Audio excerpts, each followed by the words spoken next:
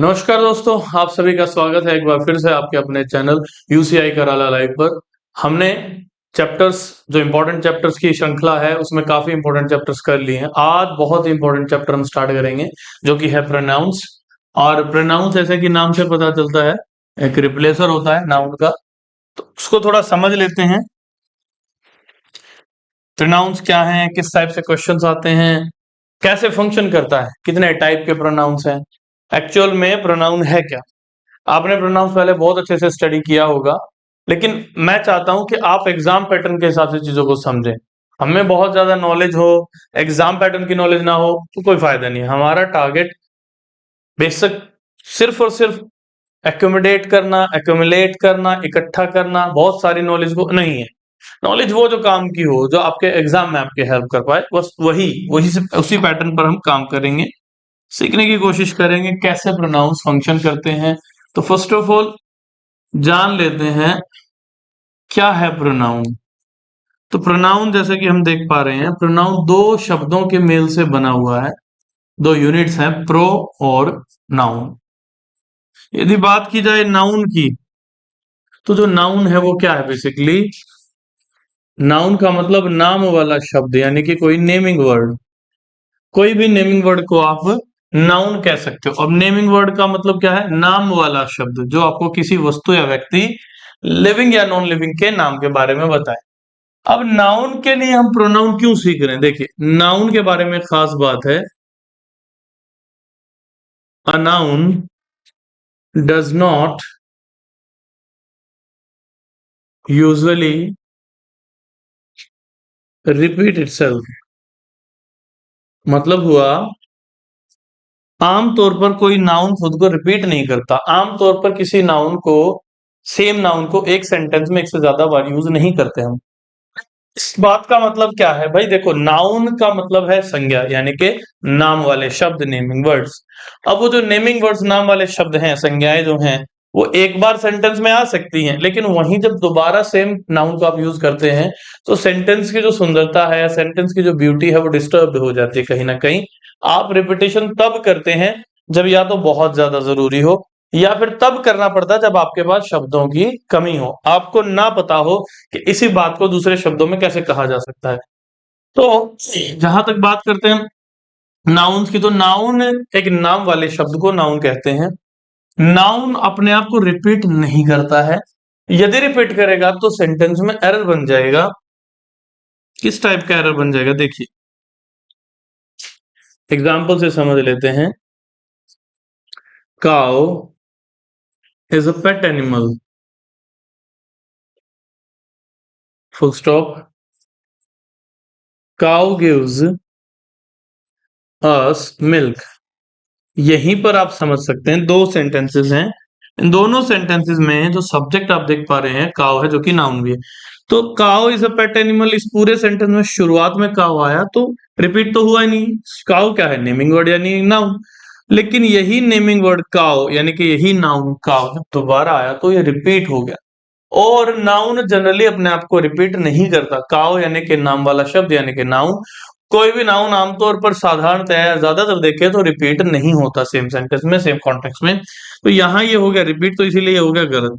अब बात ये हुई कि यहाँ अगर सेंटेंस को यूं छोड़ दिया जाए तो क्या ये करेक्ट है। Cow is a pet animal, फिर हमने फुल स्टॉप लगा दिया यहाँ पर, और फिर हम कहते हैं गिव्स अस मिल्क। तो ये सेंटेंस कंप्लीट नहीं हुआ सेकंड वाला। तो यहाँ काव जो हमने हटाया था, उसको सिर्फ हटाने से काम नहीं चलेगा, कुछ और उसकी जगह हमें पुट करना पड़ेगा। तो मान लीजिए हम यहाँ पर लिख देते हैं इट। तो cow is a pet animal, it gives us milk.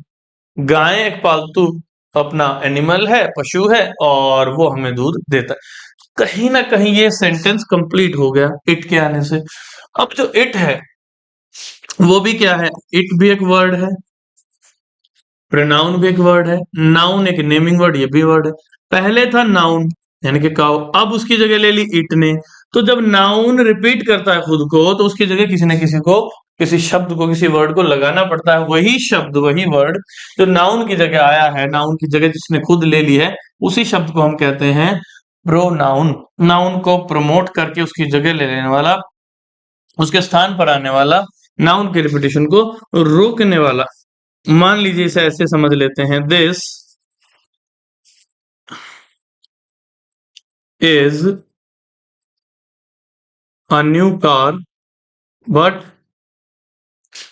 That is an old one. इसको ऐसे समझ लेते हैं, यह एक नई कार है लेकिन वो यानी कि दैट पुरानी वाली है। देखा जाए तो इस सेंटेंस में जो कार आया वो एक नाउन है, यह एक नई कार है, this is a new car. तो ऐसा कौन सा वर्ड आपको लग रहा है जिसने कार को दोबारा आने से रोक लिया? मतलब सीधे तौर पर मैं पूछ रहा हूं, ऐसा कौन सा शब्द आपको लग रहा है जिसने कार यानी नाउन के रिपीटेशन को रोक लिया बल्कि खुद उसकी जगह आ गया? तो वो शब्द बेसिकली यहां पर है वन। वन की जगह यदि आप कार लिखेंगे तो सेंटेंस हो जाएगा गलत, क्योंकि सेम नाउन रिपीट नहीं होता। तो वन के साथ सेंटेंस आपका बिल्कुल सही है, correct. This is a new car but that is an old one. यह एक नई कार है बट वो वाली पुरानी है। तो वन जो एक शब्द था वो किसकी जगह आया? कार की जगह। कार भी एक शब्द था, नेमिंग वर्ड था, नाउन था। तो नाउन की जगह जो शब्द ले ले, क्यों ले ले? क्योंकि नाउन को रिपीट कर रहा है और नाउन रिपीटेशन अलाउड नहीं होता। तो नाउन को रिपीट होने से रोकने वाला शब्द, और जहां नाउन खुद को रिपीट कर रहा है उस स्थान पर, उस जगह पर खुद आने वाला, स्वयं आने वाला शब्द ही प्रोनाउन है। तो ये तो हुई प्रोनाउन की बात। एक बार और हम देख लेते हैं एग्जाम्पल, जैसे the thief saw the police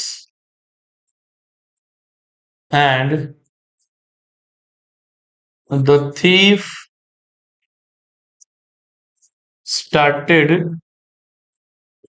running। इस सेंटेंस में भी आप देखेंगे the thief saw the police, चोर ने पुलिस को देखा और चोर ने शुरू कर दिया दौड़ना, भागना। देखा जाए तो ये रिपीट हुआ, इसकी कोई जरूरत थी नहीं। अब ये रिपीट हुआ, चोर क्या है? एक नाम वाला शब्द है, नेमिंग वर्ड है, नाउन है, और नाउन रिपीट होता नहीं है। यदि होगा तो सेंटेंस ग्रामेटिकली रॉन्ग हो जाएगा, तो ये सेंटेंस गलत हुआ। तो सही करने का तरीका क्या है कि नाउन जो आया उसकी जगह पर प्रोनाउन आए। अब थीफ की जगह हम यहां पर लिख देंगे ही। तो the thief saw the police and he started running. इससे एक और चीज सीखनी है, जैसे मान लीजिए एग्जांपल है, the thief saw the police and they caught the thief। इसका मतलब हुआ चोर ने पुलिस को देखा और उन्होंने उसे पकड़ लिया, चोर को पकड़ लिया। तो चोर ने पुलिस को देखा और पुलिस ने उस चोर को पकड़ लिया। तो दोबारा द थीफ आने की जरूरत नहीं, क्योंकि सेम नाउन रिपीट नहीं होता जनरली। तो यहां हम क्या लिखेंगे? इस द थीफ की जगह क्या लिखेंगे? Him. The thief saw the police and they caught him. अब यहां द थीफ रिपीट हुआ, हमने हिम लगाया, यहां पर द थीफ रिपीट हुआ, हमने ही लगाया। तो ये क्या झोलझाल है? ये बहुत ही सिंपल सी बात है। कोई भी प्रोनाउन जो सेंटेंस में आता है वो दो में से कोई एक एक्शन फंक्शन करेगा। या तो दी गई वर्ब का, सेंटेंस में दी गई वर्ब का सब्जेक्ट बन के आएगा प्रोनाउन, या फिर सेंटेंस में दी गई वर्ब का ऑब्जेक्ट बन करके आएगा प्रोनाउन। तो सेंटेंस में जो प्रोनाउन आया है वो सब्जेक्ट के रूप में आया, सब्जेक्ट का काम करने आया, या ऑब्जेक्ट का काम करने आया, ये आपको देखना पड़ता है इसमें। यहां हम ये भी चीज समझने की कोशिश करेंगे कि क्या प्रोनाउन में दो टाइप्स हैं, सिंगुलर और प्लूरल, या सब्जेक्ट और ऑब्जेक्ट, या फर्स्ट पर्सन और सेकंड थर्ड पर्सन। सारे क्लासिफिकेशन प्रोनाउंस के अंदर आते हैं, सभी को सीखेंगे। अब यहां से हमने थोड़ा सा आइडिया ले लिया कि प्रोनाउन कैसे काम करता है, बनाया क्यों गया, क्योंकि नाउन खुद को रिपीट नहीं कर सकता।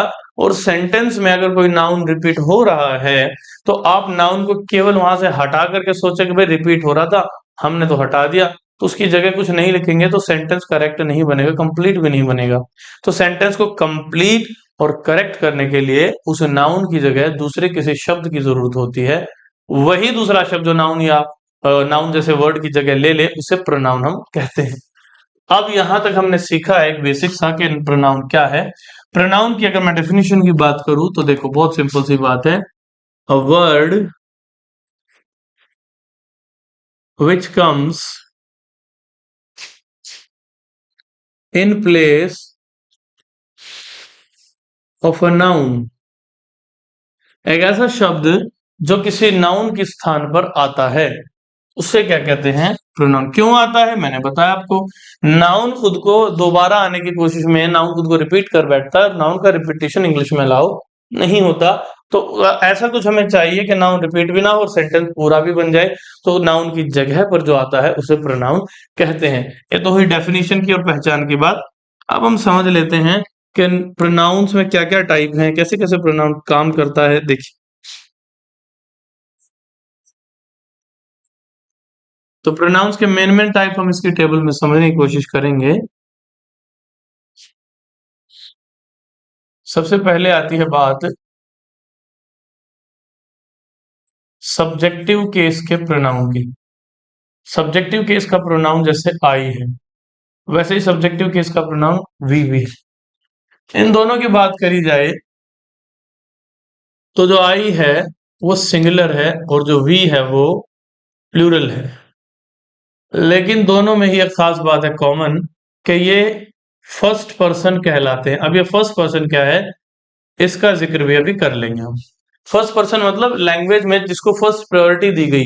लैंग्वेज में जिसको फर्स्ट प्रायोरिटी दी गई, क्यों दी गई, क्योंकि दे वर द स्पीकर। उन्होंने भाषा में वार्तालाप को शुरू किया। शुरू कैसे किया, बोल करके।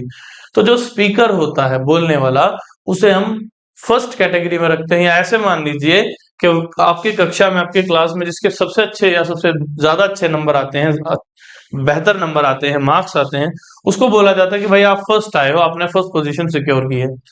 या फिर उसके बाद जो थोड़े कम जिसके आते हैं, उसको हम कहते हैं कि सेकंड आए हो आप, आपने सेकंड पोजीशन सिक्योर करी है। उससे भी थोड़े से कम किसके आते हो तो आप कहते हैं थर्ड आए। ऐसे ही जिसके जितने मार्क्स, वो फर्स्ट सेकंड या थर्ड उसी के अकॉर्डिंग होता है, उतनी इंपॉर्टेंस उसको कम या ज्यादा दी जाती है।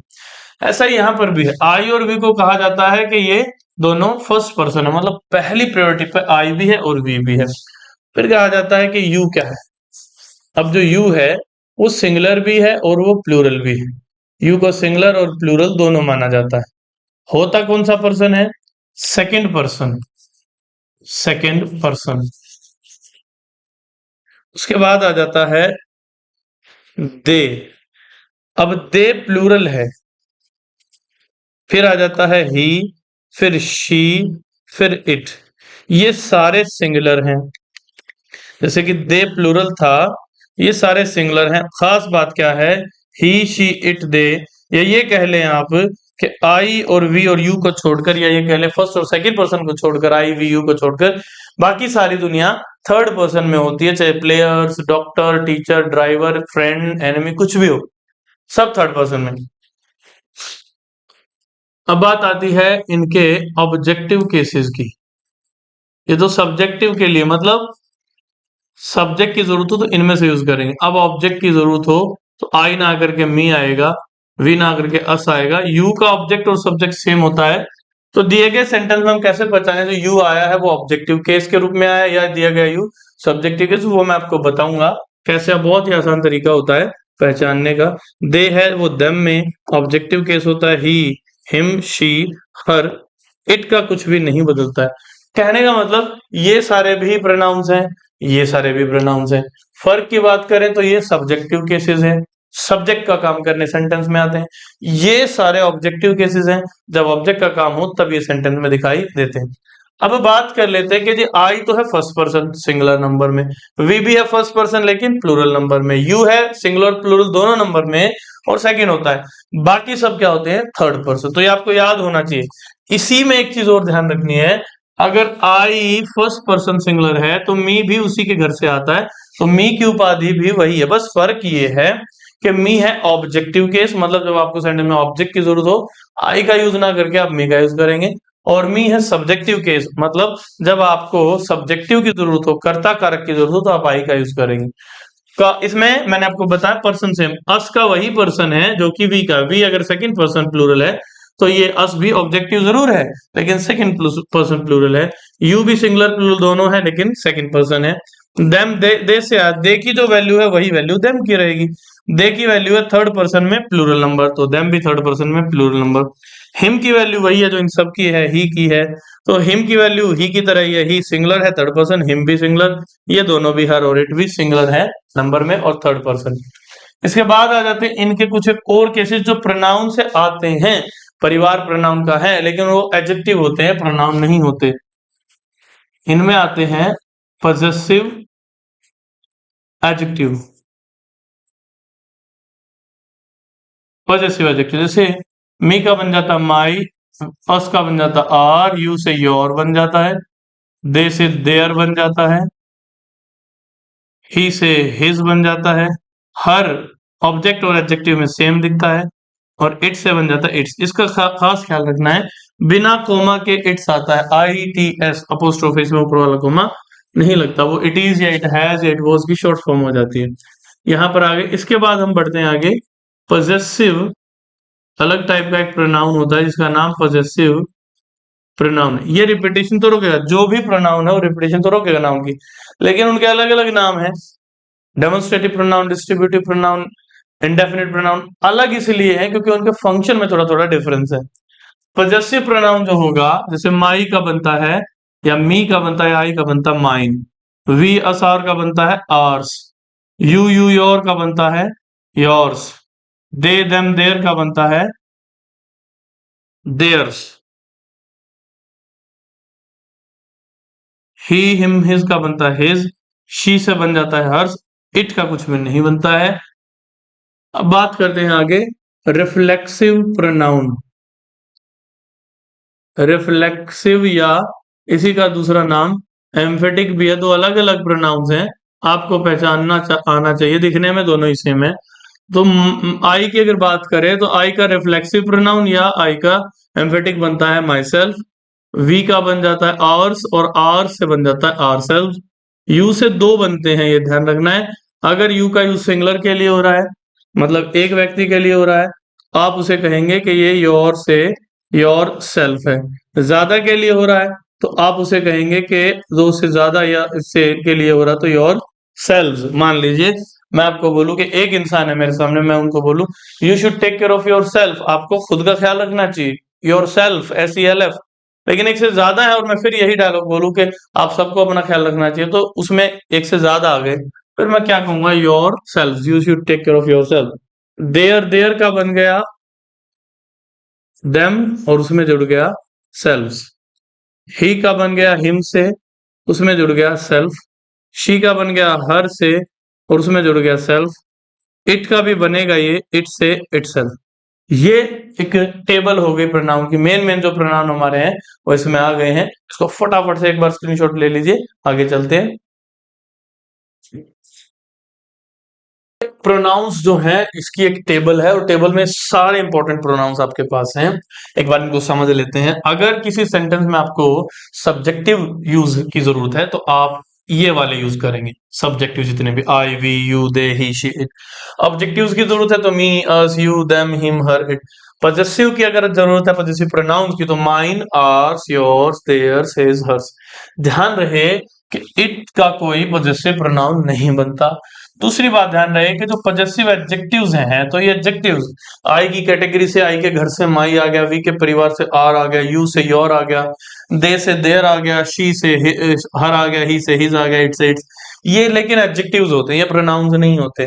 फिर जब हम बात करते हैं रिफ्लेक्सिव या एम्फेटिक प्रोनाउंस की, तो माई सेल्फ है, आवर सेल्व्स है, योर सेल्फ और योर सेल्व्स है, देम सेल्व्स है, हिम सेल्फ है, हर सेल्फ, ये सारे एम्फेटिक के नाम से भी जाने जाते हैं। और रिफ्लेक्सिव, कभी इनको आप रिफ्लेक्सिव प्रोनाउन कहेंगे, कब इनको एम्फेटिक प्रोनाउन कहेंगे, ये चर्चा हम चैप्टर के अंदर करेंगे। तो ये आपका एक टेबल हो गया जिसमें मेन मेन प्रोनाउन है। इसके अलावा भी प्रोनाउंस है, टोटल हमारे 10 है, सभी को करेंगे। तो आगे चलते हैं। सबसे पहले हम समझते हैं प्रोनाउन नंबर 1। तो सबसे पहला जो प्रोनाउन है उसका नाम है पर्सनल प्रोनाउन। Personal pronouns. अब पर्सनल प्रोनाउंस ऐसे प्रोनाउंस होते हैं जो निजीवाचक हैं, पुरुषवाचक हैं, अपनी बात करते हैं, ठीक है, अपने लिए। तो पर्सनल प्रोनाउन की जो कैटेगरी है उसमें आपके पास दो टाइप के हैं पर्सनल प्रोनाउंस। एक सब्जेक्टिव पर्सनल प्रोनाउन जो सब्जेक्टिव केसेस है, और दूसरा ऑब्जेक्टिव्स पर्सनल प्रोनाउंस। सब्जेक्टिव में आपके पास I, we, you, they, he, she, it, ये सब है। और ऑब्जेक्टिवली अगर आप देखें, जैसे अभी हमने देखा था कि ये वाले सब्जेक्टिव्स हैं, I, we, you, they, he, she, it, और ये वाले ऑब्जेक्टिव्स हैं, me, us, you, them, him. तो यही बात हम यहाँ पर सीख रहे हैं कि जो सब्जेक्टिव हैं ये हो गए, इन्हीं के ऑब्जेक्टिव, जैसे आई का ऑब्जेक्टिव मी है, वी का ऑब्जेक्टिव अस है, यू का ऑब्जेक्ट और सब्जेक्ट देखने में सेम लगता है, दे का ऑब्जेक्टिव देम है, ही का ऑब्जेक्टिव हिम है, शी का ऑब्जेक्टिव हर है, और इट का ऑब्जेक्टिव इट ही होता है, यू की तरह दिखने में सेम। तो ये सब्जेक्टिव और ये ऑब्जेक्टिव। अब इनसे क्या क्वेश्चंस आते हैं? तो सबसे पहला प्रश्न यहाँ पर हम समझ लेते हैं। सबसे पहली वेरिएशन है, पहला पर्सनल प्रोनाउन हम कर रहे हैं, 10 टोटल करेंगे। तो पर्सनल प्रोनाउन का पहला पॉइंट हम सीखते हैं कि जब भी आप बात करते हो कंपैरिजन की, कंपैरिजन कंपैरिजन की जब भी आप बात करते हो, कंपैरिजन इक्वालिटी में होता है। चाहे इक्वालिटी की हम बात करें तो कैसे बात करेंगे, देखिए कहता है कि कंपैरिजन अगर होना है तो एक सब्जेक्टिव का दूसरे सब्जेक्टिव से होगा, या फिर कंपैरिजन अगर होना है तो एक ऑब्जेक्टिव का दूसरे ऑब्जेक्टिव से होगा। अब इन बातों का मतलब क्या है, इसको समझ लेते हैं। मैं कह रहा हूं कि जब तुलना होगी और प्रोनाउंस में आपस में तुलना होगी तो वो तुलना बराबरी में होगी। अब बराबरी से मेरा मतलब है वो तुलना ऐसे होगी कि एक तरफ अगर वाक्य में सब्जेक्टिव यूज हुआ तो दूसरी तरफ भी सब्जेक्टिव यूज होगा। जैसे कि मान लीजिए एग्जाम्पल है, आई रन फास्टर देन डैश। अब मान लीजिए यहां आपके पास ऑप्शंस हैं ही और हिम, ये दो ऑप्शंस हैं। तो इसमें समझने वाली बात यह है कि I run faster than he या फिर हिम, तो दोनों में फर्क क्या है? सबसे पहले फर्क की बात एक बार सीख लेते हैं। फर्क क्या है देखिएगा, दोनों में ही जो फर्क है वो ये है कि जब मैं कहता हूं आई रन फास्टर, तो इसमें जो करता है यानी कि जो सब्जेक्टिव है, जो नॉमिनेटिव है, वो है आई। आई यहां पर सब्जेक्ट है। अब आई किस दौड़ता है और किसी से तेज, कंपैरेटिवली किसी से तेज दौड़ता है। तो जाहिर सी बात है फास्टर हमने लिखा, फास्ट नहीं लिखा। आई रन फास्टर देन, मैं से तेज दौड़ता हूं, से मतलब किसी से भी तेज दौड़ता हूं। तो जिससे मैं तेज दौड़ता हूं, दौड़ने का काम तो वो भी कर रहा है। मतलब मैक्स ने राम से ज्यादा गोल दागे, या मैक्स ने राम से अधिक स्कोर किया। तो मैक्स ने राम से अधिक स्कोर किया, इसमें हम समझ रहे हैं कि स्कोर तो राम ने भी किया। तो ये बोल रहा है आई रन फास्टर देन डैश। तो डैश में वो व्यक्ति आएगा जिसने रन किया है और वो भी काफी तेज दौड़ा, लेकिन मैं उससे भी ज्यादा तेज दौड़ा। तो इसका मतलब ये हुआ कि यहां जो भी आएगा उसने भी ये काम, दौड़ने का काम परफॉर्म किया है। समझ में ये आपको आना चाहिए कि हम यहाँ क्या कर रहे हैं, तुलना। हम यहाँ पर कर रहे हैं तुलना, इंग्लिश में कहें तो वी आर कंपेयरिंग थिंग। यहाँ पर हम कंपैरिजन कर रहे हैं, कंपेयर कर रहे हैं। तो तुलना और कंपैरिजन जो होती है वो होती है बराबरी में। बराबरी से मेरा मतलब, आप एक गधे और एक घोड़े की दौड़ करा के अगर कहें कि घोड़ा विजेता है तो ये बात बड़ी गलत हो जाएगी। तो तुलना बराबरी में होनी चाहिए। तो यहां पर कहता है आई रन, आई दौड़ता है और किसी से तेज दौड़ता है, जिससे तेज दौड़ता है। आई और वो जिससे तेज दौड़ता है दोनों सेम केस में होने चाहिए। तो आई कौन सा, आई की तुलना हो रही है, आई खुद कौन सा केस है, क्योंकि आई तो होता है सब्जेक्टिव और मी होता है उसी का, आई का ऑब्जेक्टिव। हम बात कर रहे हैं कि सब्जेक्ट कौन है, तेज कौन दौड़ रहा है, यहाँ कंपैरिजन किसका हो रहा है, आई का, और आई सब्जेक्टिव। तो जिससे कंपैरिजन होगा आई का, वो भी क्या होना चाहिए, सब्जेक्टिव। आई से जिसकी तुलना होगी वो भी सब्जेक्टिव होगा। हमने देखा हमारे ऑप्शन है ही और हिम। ही और हिम में फर्क की बात करें तो ही जो है वो है सब्जेक्टिव और हिम जो है वो है ऑब्जेक्टिव। इसका मतलब ये हुआ कि जो ही है वो सब्जेक्टिव केस है और हिम जो ऑब्जेक्टिव केस है। हमारी जो बात हो रही है वो आई के बारे में हो रही है और आई खुद क्या है, सब्जेक्टिव। तो तुलना होती है बराबरी में, यानी आई की तुलना जिससे करोगे, चूंकि आई खुद सब्जेक्टिव है तो जिससे आई की तुलना करोगे वो भी बराबरी में, यानी आई की तरह ही सब्जेक्टिव होना चाहिए। तो यहां पर आंसर क्या आ जाएगा, ही, ना कि हिम। अब आप कहेंगे सर बोलने में तो बड़ा अजीब लग रहा है, हिम ज्यादा बेहतर लग रहा है, बिल्कुल लग रहा है, लेकिन ग्रामेटिकली ही करेक्ट है। कम और ज्यादा की बात ही नहीं है, कम और ज्यादा सही या गलत, सीधी सी बात है, ही सही है और हिम गलत क्यों है।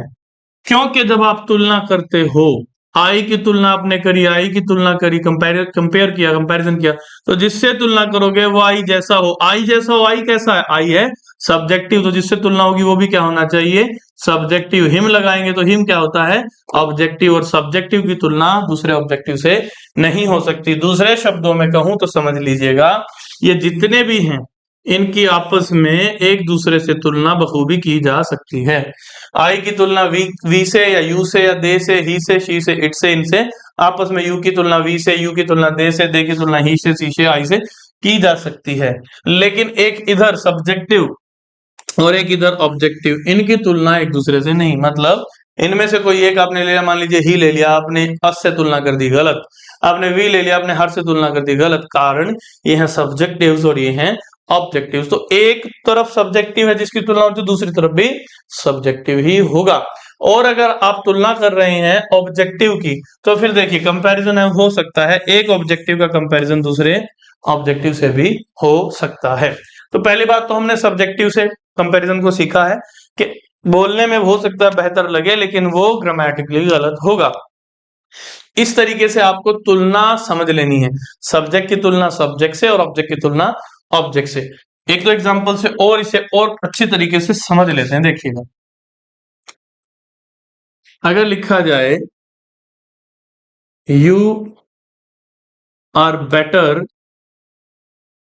तुम बेहतर हो, तुम बेहतर हो, देन मतलब से, तुम बेहतर हो डैश से, रिक्त स्थान में कुछ आएगा, जो भी आएगा उससे तुम बेहतर हो, माने तुलना तो हो गई, क्योंकि ये रहा तुलनात्मक शब्द, तुलना तो इसने बता ही दी, बेटर का मतलब से बेहतर, तो तुम बेहतर हो, तो यू जो है वो इस वाक्य में अभी तक क्या बना हुआ है, ध्यान से अगर समझा जाए तो यू सब्जेक्ट है, यानी कि सब्जेक्टिव है, सब्जेक्ट कहो सब्जेक्टिव कहो बात है की, तो यू जो है वो सब्जेक्ट है, नॉमिनेटिव है, यहां पर सब्जेक्टिव केस में, तो जिससे तुलना करेंगे वो भी इसी की तरह होना चाहिए, क्यों, क्योंकि तुलना होती है बराबरी में। मान लीजिए यहां पर ऑप्शंस आपके पास आ जाए, आई और मी, सबको पता होना चाहिए कि आई सब्जेक्टिव है, सब्जेक्ट का काम करता है, और मी ऑब्जेक्टिव है, ऑब्जेक्ट का काम करता है। आप तुलना किसकी हो रही है, यू की तुलना, तो जिससे यू की तुलना होगी वो भी उसी केस में होगा, उसी मतलब जिसमें यू है, यू कौन से केस में है, सब्जेक्टिव, तो जिससे यू की तुलना आप करोगे वो भी किस केस में होना चाहिए, सब्जेक्टिव। देखा जाए तो जो आई है वो क्या है, सब्जेक्टिव, और मी है ऑब्जेक्टिव, हमने तुलना करनी है, यू क्या काम कर रहा है, सब्जेक्टिव, तो दूसरा आएगा वो भी बराबरी में आएगा, तुलना बराबरी, तो दूसरी तरफ भी सब्जेक्टिव। तो सुनने में हो सकता है आपको बेहतर लगे कि you are better than me होना चाहिए, वो गलत हो जाएगा क्योंकि तुलना बराबरी में होती है। यू यहाँ क्या था, सब्जेक्ट, तो दूसरे सब्जेक्टिव से ही तुलना होगी, आई सब्जेक्टिव था इसलिए आई है, मी ऑब्जेक्टिव से तुलना नहीं होगी। अगर मैं कहूं शी हेट्स यू, अगर ये आ गया शी हेट्स यू, यहां अगर मैं कहूं she hates you more than dash, मान लो मुझे तुलना करनी है, तो यहां पर मैं देखूंगा कि ये तो सब्जेक्ट है क्योंकि ये एक्शन क्या कर रहा है, हेट करने का, तो किस पर इफेक्ट आ रहे हैं, यू पर, तो ये जो यू है ये ऑब्जेक्ट है, और मैं कह रहा हूं वो आपसे नफरत करती है, सही बात, आपसे तो करती है लेकिन किसी और से भी करती है, उससे भी अधिक आपसे करती है, तो जो तुलना होगी वो यू की और यहां पर आने वाले शब्द की होगी। मान लीजिए मैं ऑप्शन यहां पर लेता हूं आई और मी को, तो कहता है कि शी हेट करती है आपसे, और इससे ज्यादा हेट करती है जितना कि उस यहां पर आने वाले इंसान से हेट करती है, उससे ज्यादा आपसे करती है। यहां आपको लिखना पड़ेगा वही जो ये है, क्योंकि तुलना चल रही है यू से, और यू क्या काम कर रहा है, ऑब्जेक्ट, ये वाला यू काम कर रहा था सब्जेक्ट, तो यहां पर हमें ऑब्जेक्टिव चाहिए, अगर ऑप्शन आई और मी है तो हमारा आंसर आएगा मी। तो यहां हमने क्या सीखना था कि तुलना ऑब्जेक्टिव टू ऑब्जेक्टिव भी हो सकती है और सब्जेक्टिव टू सब्जेक्टिव भी हो सकती है, जैसे कि हमने यहां पर सीखा था कि कंपैरिजन की जब भी हम बात करेंगे, कंपैरिजन ऑब्जेक्ट से ऑब्जेक्ट का भी हो सकता है और सब्जेक्ट से सब्जेक्ट का भी हो सकता है। अब इसमें एक और चीज हमने ऐड करनी है, यहां पर मान लीजिए ये सब्जेक्ट है और ये ऑब्जेक्ट है, तो दूसरा जो आना वो ऑब्जेक्ट क्यों आ रहा है, क्योंकि तुलना सब्जेक्ट की नहीं हो रही। ये कह रहा है शी हेट करती है इसे भी, और शी हेट करती है यहाँ पे आने वाले इंसान से भी, लेकिन यू से थोड़ी ज्यादा। तो तुलना कम और ज्यादा की तुलना इन दोनों के बीच में हो रही है, और ये दोनों ऑब्जेक्ट्स हैं, इसीलिए उधर भी ऑब्जेक्ट आया, सब्जेक्ट नहीं आया। तो ये तो बात हुई कंपैरिजन की। कंपैरिजन आप कब करते हैं? सब्जेक्ट का सब्जेक्ट से और ऑब्जेक्ट का ऑब्जेक्ट से। मान लीजिए इसको और एग्जांपल से समझ लेते हैं। They have worked harder than us, she will solve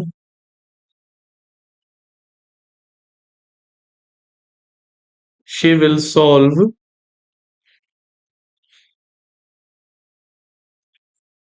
more sums than them. This clock gives more functions than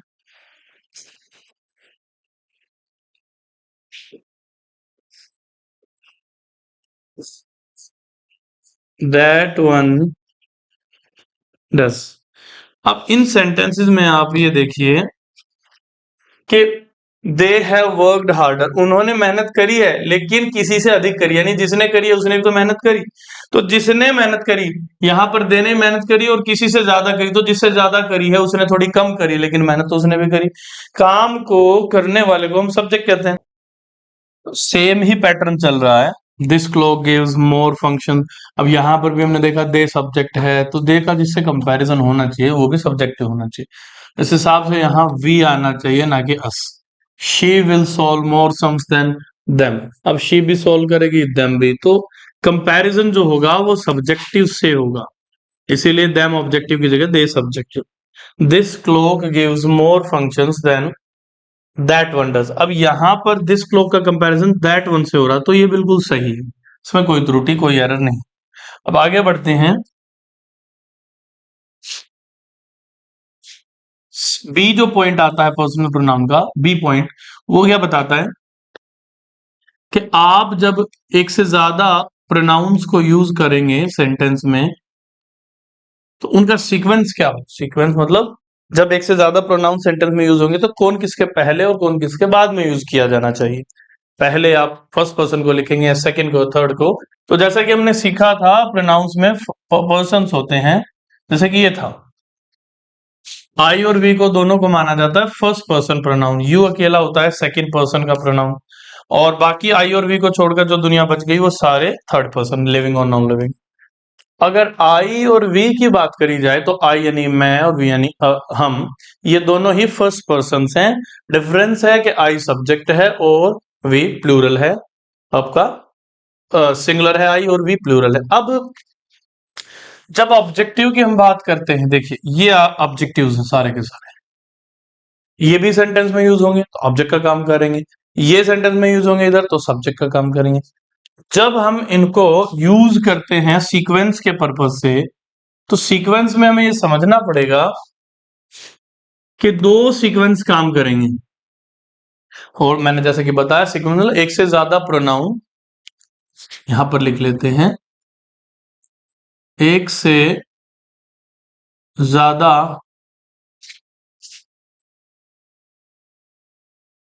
pronounce, या हो सकता है एक आधा नाउन भी आ जाए, होने पर किसे पहले तथा किसे बाद में लिखें,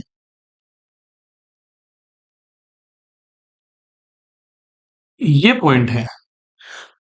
सॉरी, अगर एक सेंटेंस में एक से ज्यादा प्रोनाउंस है तो कौन पहले आएगा फिर कौन बाद में आएगा, और पर्सन के हिसाब से हम डील करते हैं। तो कहता है कि भाई सेंटेंस जो आपके पास होगा उसमें सीक्वेंस होगा। तो देखें जो सेंटेंस दिया है, सेंटेंस में जो सेंस है यानी कि जो मीनिंग है, सेंटेंस में सेंस सामान्य यानी कि नॉर्मल हो या गुड सेंस हो, ये कह सकते। सेंटेंस में नॉर्मल बात हो रही हो, सामान्य बात हो रही हो तो, या फिर सेंटेंस में सेंस गिल्टी हो, गिल्टी के भाव हो, दोषारोपण हो, ठीक है, दोषारोपण हो, तो आप अलग यूज करेंगे सेंस। तो यहां जब आप बात करेंगे नॉर्मल सेंस की, तो आप कहते हैं 2 3 1, माने सेंटेंस में जो भी प्रोनाउंस आए हैं उनमें अगर एक से ज्यादा पर्सन है तो सेकंड पर्सन को पहले लिखो, थर्ड पर्सन को सेकंड पर्सन के बाद लिखो, और अंत में लिखो फर्स्ट पर्सन को। अब थर्ड पर्सन फर्स्ट पर्सन हमने अभी अभी सीखा था। हमारा जो आई है और जो वी है, ये दोनों तो हैं फर्स्ट पर्सन्स, ठीक है, और जो यू है वो है हमारा सेकंड पर्सन। सिंगुलर प्लूरल दोनों में सेम रहता है। इनके अलावा जो भी बच गए बाकी सब, he she it they, Ram Rama Shyam, बाकी क्या होते हैं सारे थर्ड पर्सन। तो हमने ये ध्यान रखना है यहाँ पर, नॉर्मल सेंस है तो सेकंड पर्सन पहले, थर्ड पर्सन बाद में, और लास्ट में फर्स्ट पर्सन। लेकिन अगर सेंस नॉर्मल नहीं है, गिल्टी भाव आ रहे हैं, तो आप फिर 1 2 और 3 की बात करेंगे। फर्स्ट पर्सन पहले, सेकंड पर्सन उसके बाद, और थर्ड पर्सन सबसे बाद में। इसको एग्जाम्पल के माध्यम से एक बार समझते हैं। देखिए, अगर सेंटेंस हमारे पास है I, you and he are good friends, मैं, आप और वह अच्छे मित्र हैं। समझने वाली बात है, अच्छे मित्र होना कोई दोषारोपण नहीं है, कोई बुरी बात नहीं है।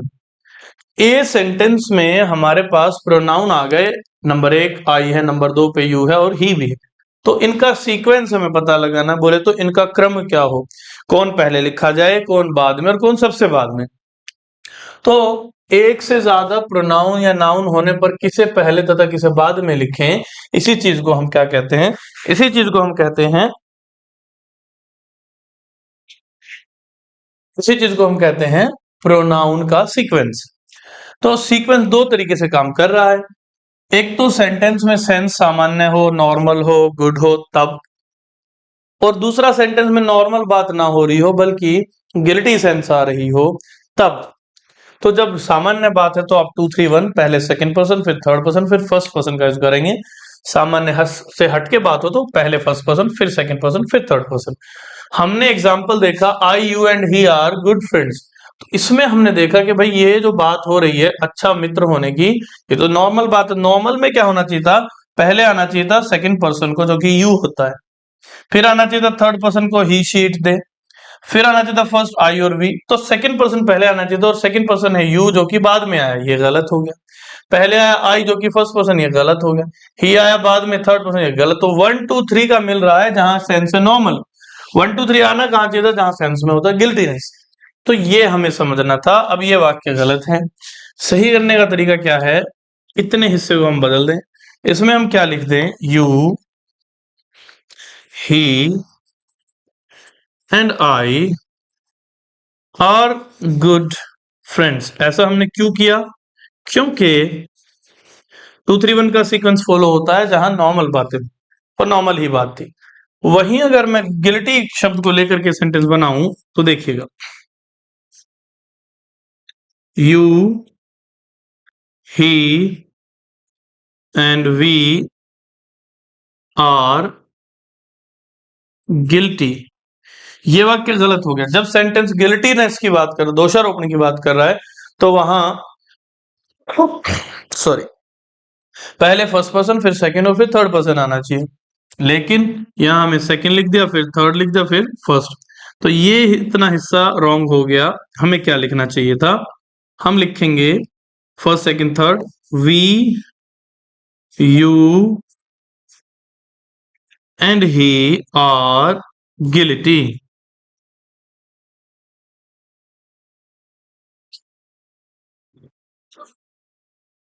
इस टाइप से सेंटेंस सही होगा। अब इसमें सीक्वेंस वाली जो बात थी हमने सीखी। अब नेक्स्ट पॉइंट की ओर चलते हैं। नेक्स्ट पॉइंट क्या बोल रहा है? ये भाई पर्सनल जो आपके प्रोनाउंस थे, सब्जेक्टिव ऑब्जेक्टिव, आपको पता लग गया।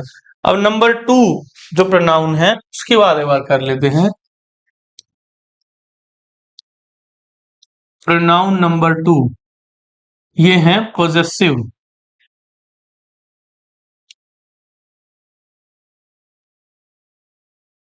Possessive pronoun, possessive pronoun. अब पॉजेसिव प्रोनाउंस क्या है देखिए।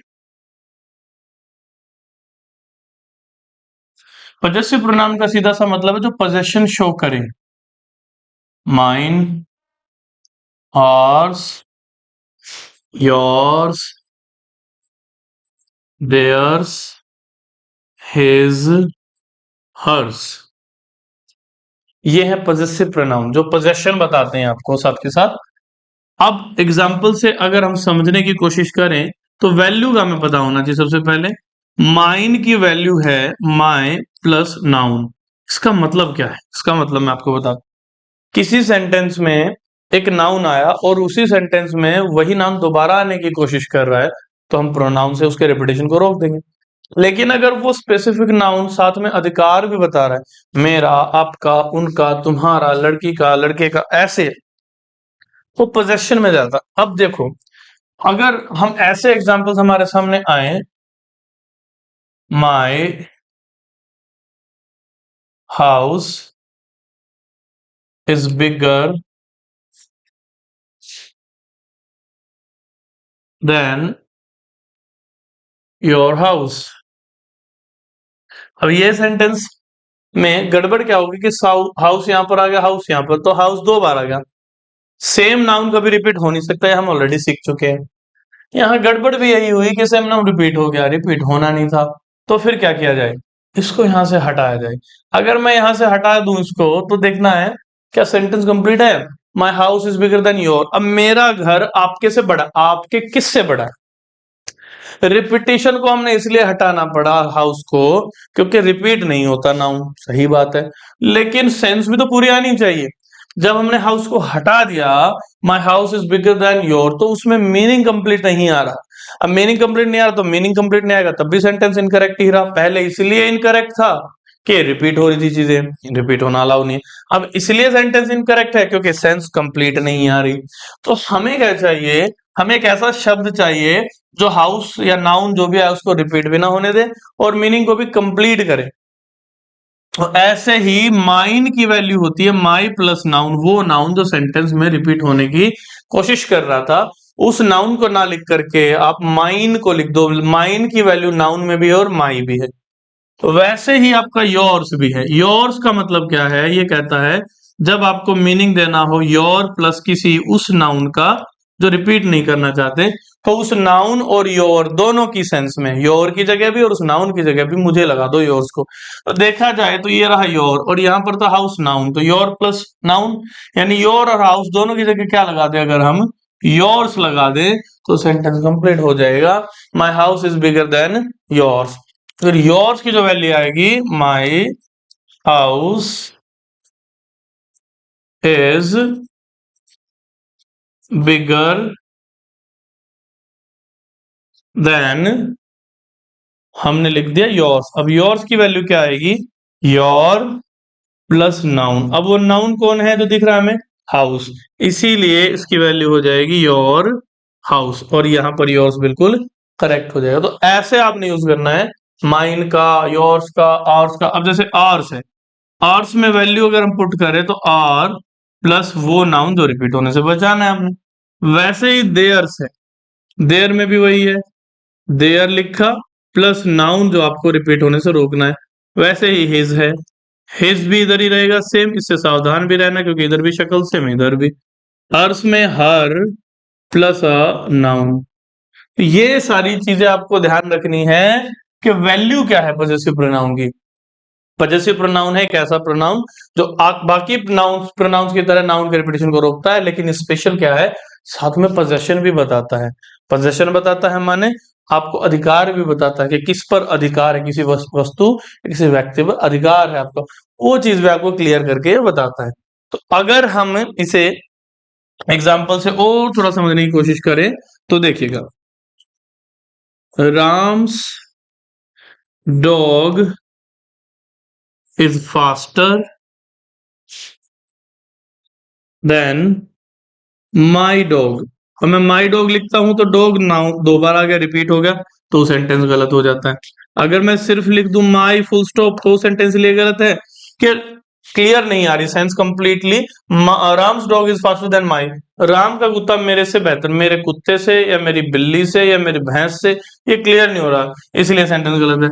अगर मैं लिख दूं Ram's dog is faster than mine, तो माइन किसके इक्वल हो जाएगा, माइन बराबर है माई प्लस नाउन, वो नाउन जो रिपीट नहीं करना चाह रहे हम इसलिए माइन को लाए हैं, तो वो डॉग है। तो बेसिकली हम क्या पढ़ेंगे, Ram's dog is faster than mine, mine is equal to my dog, ऐसे ये करेक्ट हो जाएगा। इसमें एक चीज और ध्यान रखनी है, कई बार शुरू में भी पॉजेसिव प्रोनाउन आ जाता है, जैसे mine is better than your house, ऐसे भी हो जाता है और ये भी करेक्ट माना जाता है।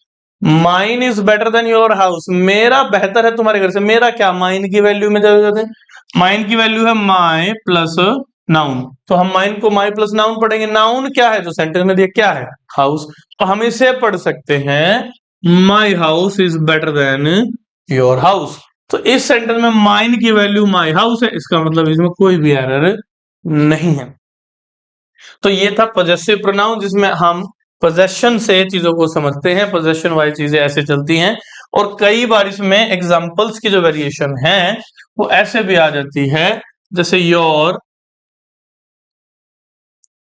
Cat is more attentive then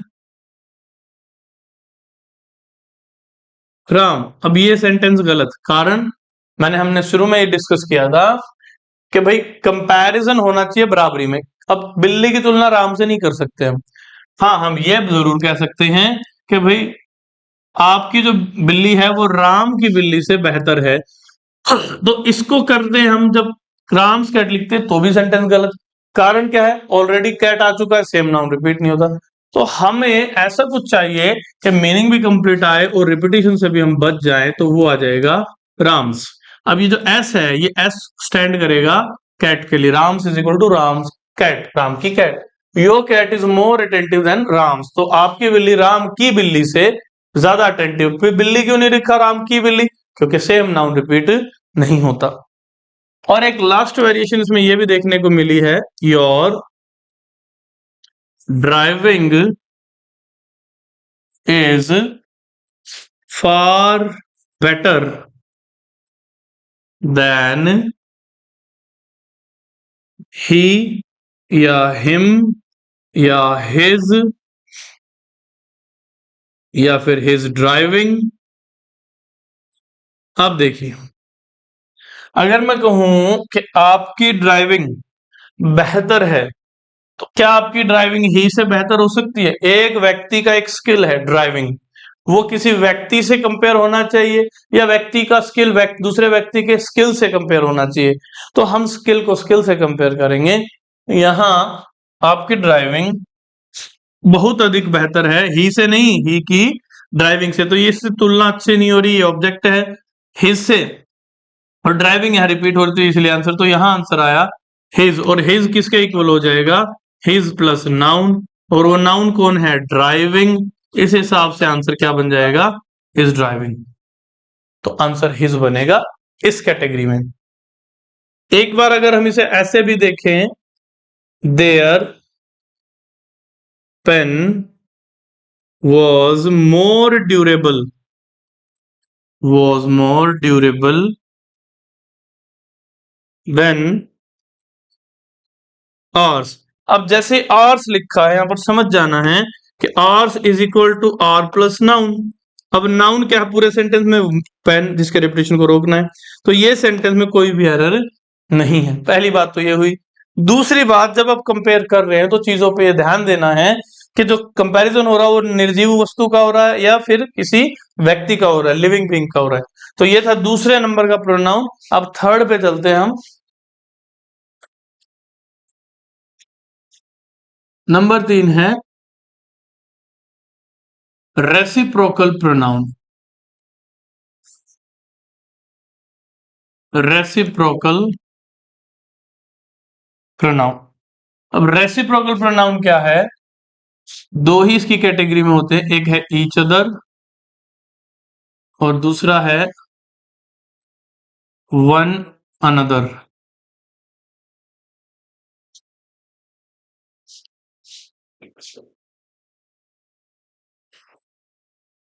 तो दोनों में अगर समझ लिया जाए, देखो इससे क्वेश्चन आने का रीजन ही क्या है? रीजन ये है कि इन दोनों की हिंदी सेम है, एक दूसरे से या फिर एक दूसरे को या फिर एक दूसरे के लिए, ये हिंदी है इसकी। इन दोनों की सेम हिंदी। हिंदी सेम होते हुए भी डिफरेंस देखिए आप। ईच अदर का मतलब है दो के लिए और वन अनदर का मतलब है दो से ज्यादा के लिए।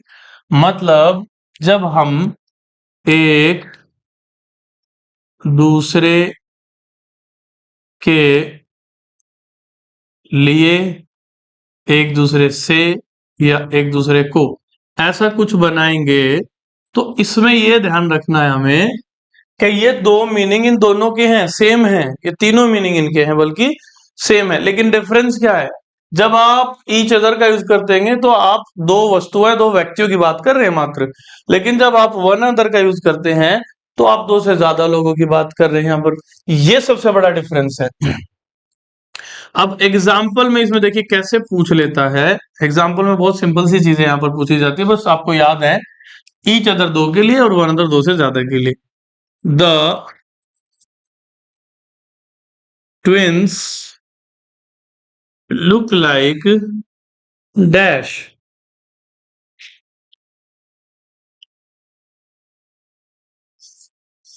all the workers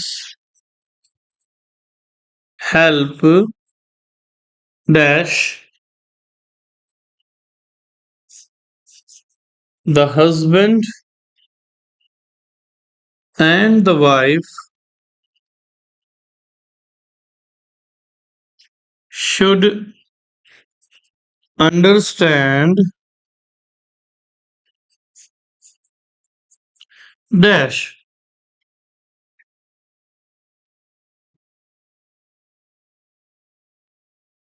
The children are working with dash. अब इसमें सिर्फ आपको देखना है कि कहां सेंटेंस में दो की बात चल रही है, कहां दो से ज्यादा की। यदि दो से ज्यादा की है तो आप वन अदर लगाएंगे, दो की बात है तो ईच अदर लगाएंगे। सिर्फ इतनी सी इसमें बात है। द ट्विंस, अब ट्विंस एग्जामिनर सीधे आपको नहीं बताएगा कि दो है या दो से ज्यादा, को दिमाग लगाना पड़ेगा। ट्विंस है तो दो ही बात हो रही है। The twins look like, twin लिखते लिखते हैं, दिखने में कैसे लगते हैं, कैसे दिखते हैं? एक दूसरे की तरह। तो यहाँ दो की बात हो रही थी, ट्विंस दो ही तो होते हैं, तो हम लगाएंगे ईच अदर। फिर आ गया ऑल द वर्कर्स हेल्प, जितने भी वर्कर्स है वो हेल्प करते, एक दूसरे की हेल्प करते हैं। फिर हम यहाँ पर क्या, वर्कर्स तो दो होने नहीं सकते, मतलब बहुत ही कम चांसेस है, तो फिर हम यहाँ पर लिखेंगे वन अनदर, वन अनदर। फिर आया the husband and the wife should understand, तो शुड अंडरस्टैंड ईच अदर या वन अदर। अब हस्बैंड एंड वाइफ तो दो ही है, तो जाहिर सी बात है कि एक हस्बैंड एक वाइफ को एक दूसरे को समझना चाहिए। तो इसमें भी दो की बात हो रही, तो हम क्या लिखेंगे? Each other. The children are working, अब बच्चे दो से ज्यादा ही हैं, दो तो कहीं मेंशन ही है, तो बच्चे एक दूसरे के साथ काम कर रहे हैं, तो हम लिखेंगे इसको वन अनदर। तो ये था आपका रेसिप्रोकल, दो की बात होती है तो ईच अदर, दो से ज्यादा की बात होती है तो वन अदर हम यूज करते हैं। नेक्स्ट की ओर बढ़ते हैं। नंबर 4, ये है आपका डेमोन्स्ट्रेटिव।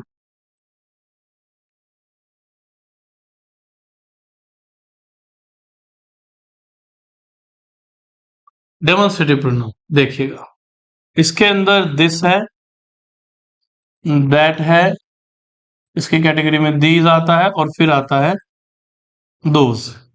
ये चार मेनली काम करते हैं। तो अगर बात करी जाए दिस की, तो ये सिंगुलर के लिए काम आता है, प्लस नियर की चीज बताता है, नजदीक की चीजों को बताता है। जैसे दिस इज अ कार, हाथ में या हाथ की पहुंच में हम कह सकते हैं this is a marker, this is a board. ऐसे हाथ के नजदीक या हाथ की पहुंच में कोई एक सिंगुलर चीज है तो दिस है। हाथ से ज्यादा दूरी पर है तो थोड़ी हम ये कहेंगे कि हाथ से ज्यादा दूरी पर है और एक चीज है, फार है और सिंगुलर है। एक चीज है लेकिन दूर है। अब एक चीज है लेकिन नजदीक है तो दिस, एक चीज है दूर है तो दैट। तो दिस एक नियरनेस बताता, नजदीक। दिस का दूर बताने वाला स्वरूप है दैट।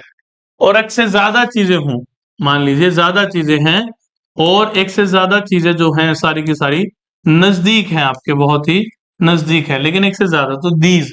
एक चीज है हाथ में या हाथ की पहुंच में, दिस। एक से ज्यादा चीज हाथ में या हाथ की पहुंच में, दीज। एक चीज है लेकिन हाथ में नहीं है, दूर है तो दैट। एक से ज्यादा चीजें हैं हाथ की पहुंच से दूर हैं तो दोज हो जाएगा। तो प्लूरल तो दोज भी है और दीज भी है, लेकिन इनमें डिफरेंस है नियर और फार का। ऐसे बहुत सिंपल से क्वेश्चन एग्जामिनर नहीं पूछता है, इनमें इन दोनों के लिए पूछा जाता है, खास करके दैट और दोज के लिए। क्योंकि दैट और दोज का एक और यूज होता है, अगर सेंटेंस में ऑफ का यूज होकर नाउन रिपीट हो तो दैट या दोज का यूज होगा।